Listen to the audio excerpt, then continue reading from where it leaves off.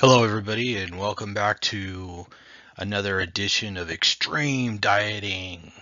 Well, not exactly. This is the Ketogenic Fasting Project, number 23, and today I'm talking about one extreme to another. I think a lot of us got here because we used to try and eat healthy. Maybe even we were vegetarian or vegan. Things weren't working out for a number of reasons. Maybe we were gaining a lot of weight. Maybe we got an autoimmune disease. Maybe our teeth were rotten because we weren't getting enough fatty acids. It's hard to say, but the path seems to kind of wander from one to another. And being on a plant-based diet is very different from being on an animal-based diet. So you can kind of see them at two opposite ends of a scale.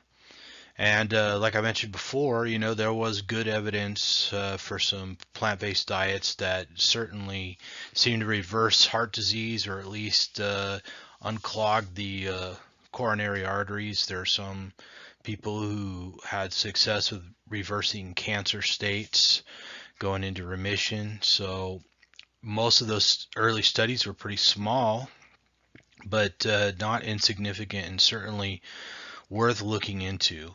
But now we're here at the other end where a lot of us are getting results by going on a high-fat animal-based diet, even a high-protein diet, which is kind of been in the background, kind of was popular for a while. We have to ask ourselves, what exactly did we evolve to eat? What foods make us healthy? It's emotionally charged. Anybody who spends any time talking to the vegan population, they'll say things like they don't want to eat anything with a face, or corporate farming or industrial farming of animals is cruel and that's why they don't do it, or meat will kill you, meat is murder. Um, and then you find out that big farming operations kill all kinds of animals. They're harvesting wheat and corn and everything, rabbits and birds, and especially ground nesting birds, and just about any small animal that can live in a field gets torn up by a combine. And you're going to find more animals dying in an acre of wheat than you are in you know uh, uh, a pound of pork. Obviously there was one pig that gave his life for many pounds of pork, but in a few pounds of wheat many small animals die. So anyways, we all want better farming techniques that are better for the environment, and there's less waste and carnage and suffering. So, we got to look past the emotional aspects as much as we want to work towards resolving things like that.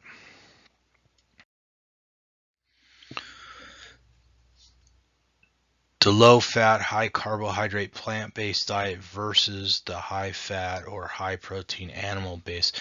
I don't really believe you can be both high fat and high protein. I suppose if you're eating 50-50, you could call it that, but then one's not really higher than the other. And I think that's a lot of the language that gets confused in the literature and in the books. Some of the studies on low carbohydrate diets, even, they're not low by modern standards, or at least ketogenic or low carb, or maybe even paleo standards. They're to get into a state of ketosis in the beginning, most people need to have a carbohydrate intake, not excluding fiber, that's below 20 grams a day, 30 grams a day. Uh, some more conservative numbers are, some people try and do it at 50 or below. But I think the original diet that was used to control seizures was 20 grams of carbohydrate a day. And of course, if you avoid, refined sugar, refined grains, and stuff like that, there might be a little more leeway. And of course, once you become fat adapted and you progress, your tolerance for carbohydrates goes up a little bit and you can stay in ketosis, especially if you're athletic. It seems like the more athletic you are, the more leeway as well. So the longer you're adapted, and the more athletic or more athletic output you perform, the more leeway you have as far as that goes. We don't know exactly everything that was available to eat, but there were no fields full of potatoes. There sweet potatoes. We've seen like carrots were just another root. They might have tasted better than other roots, but they're still just a woody looking root like you'd find underneath any weed. Fruit was a lot smaller, and of course it was seasonal and it was regional, so you're lucky to find some berries wherever you were or whatever. But there's no orchards full of apples. There was no vineyards full of grapes and stuff like that. There's wild grapes and stuff that grew, but most of the fruits and vegetables that we have now are much larger, and there's much more edible material there than there was in the past. And then, of course, we started cooking stuff, which made some of the foods more edible. You could certainly eat more animal flesh when it's cooked. It's just easier to chew. But the same thing is true of a lot of starchy tubers. So stuff that would be relatively inedible until it's cooked then became available. But how long ago were we able to cook stuff? And we're talking about cooking stuff over a fire on a stick, maybe a rock or something, because there wasn't any cookware until, say, probably in the last 5,000 years or so. I mean, there's probably some pottery that's older than that, but there probably wasn't widespread cookware technology before that, right? So, along with cultivating fruits and grains and stuff like that and breeding livestock, what we ate changed. So what were we able to eat in the past? And did we mostly eat animals or plants? It seems to me that whenever possible, we were going to eat the animals. So they're much more sustaining. And then, of course, most of us don't come from the New World. So you've got all the people of Asia, Africa, and Europe versus all the people in the New World, which, is North and Central and South America. And so a lot of those foods from the New World are probably incompatible to some degree with people from Asia, Europe, and Africa. So that might very well account for some of the dietary problems. Now, if you do come from mostly New World genetics, then you might be looking at an entirely different spectrum of food that agrees with you. So, and I'm pretty sure there were horse-like creatures that lived in North America that were eaten to extinction. So somebody was here eating them, along with a lot of other giant herbivores. It seems like the woolly mammoth type, the mastodons, giant three-toed sloths, and all that were the food of choice. So especially in the colder regions. And of course, you're not going to find as much plant life. But if you've got large herbivores that can walk around grazing on grasses and eating leaves, and then the human beings can turn around and eat them, a woolly mammoth, if they ever bring them back, might be the perfect food, right? So when you look at studies that show that like a Pritikin diet, a plant-based diet, can improve your health, you gotta wonder, maybe we have the genes to live for long periods of time and thrive on a plant-based diet. Certainly, we know that there are, the Catawbans that live in an island and eat mostly taro root, and there are cultures that eat sweet potatoes mostly and stuff like that. But we also, a lot of times when you're reading those books about those, they mention one or two of those cultures, and they never talk about the Maasai in Africa that are a cattle culture that drink, up to 9 quarts of whole milk a day, and they eat beef and drink blood and hardly any vegetable or plant material. Or the Inuits, that eat, sure, they eat seafood, but they eat a lot of seals and walrus and whale blubber and all kinds of stuff. And they didn't have heart disease and cancer and kidney problems and all that stuff until they started eating plant-based diets, which was largely refined plants with, sugar and flour and grains and stuff like that. But we know that you can exist on diets that are very meager and plant-based material. And of course, we can't forget about the modern twist on food.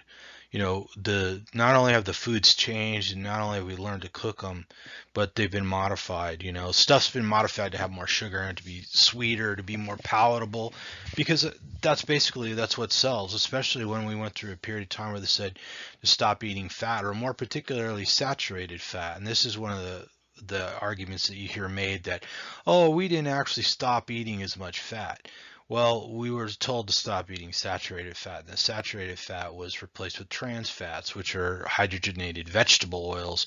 And the vegetable oils and the nut oils are highly suspicious on their own, but once you start adding hydrogen to them, they become even worse for our health.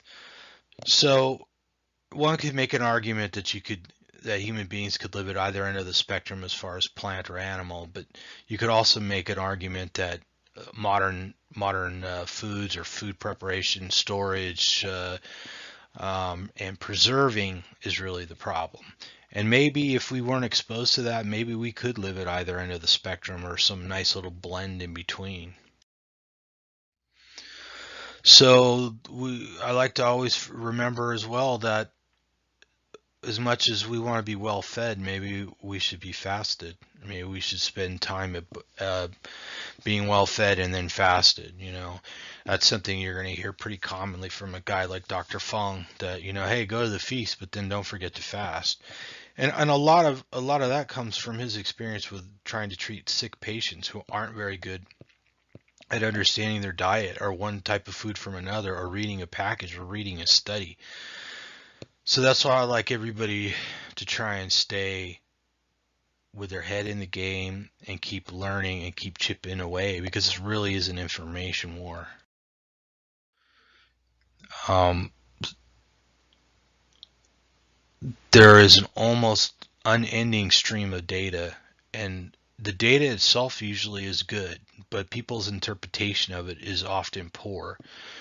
If you go back and you read some of the stuff that Ansel Keys said, it's almost, on one hand, you wonder, did somebody take something he said and ran with it and went in the wrong direction, or did he start walking it back later?